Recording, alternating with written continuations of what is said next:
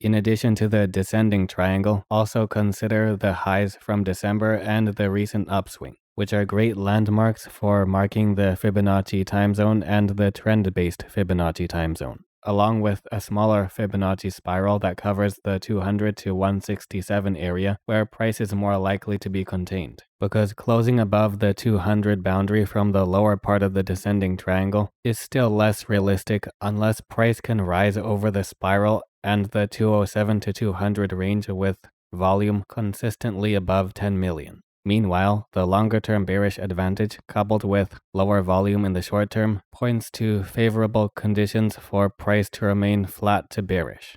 Even if selling were to pick up again, the 177 to 167 range still offers good potential for support. To learn more about these Fibonacci methods and other technical analysis topics, check out the hundreds of videos already on the channel.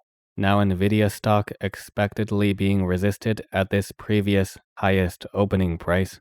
Short-term candles with the shooting star being bearishly engulfed, resulting in a minor drop with relatively low volume. We'll keep the same levels on the chart as last time, and the Fibonacci fan is also unchanged. But the trend-based Fibonacci time zone is shortened, and a new Fibonacci spiral is placed on the shooting star candle pointing down. With the downswing slowing down, attention will be focused on whether price can hold over the 864 level and close out of the spiral to form another upswing to attempt crossing over the 1000 barrier again. Though if price does break below 864 within the first half of April, it could lead to a double top reversal to accelerate price down towards 800, where there would be potential for a bullish retracement where there's the intersection with the next lowest fan line.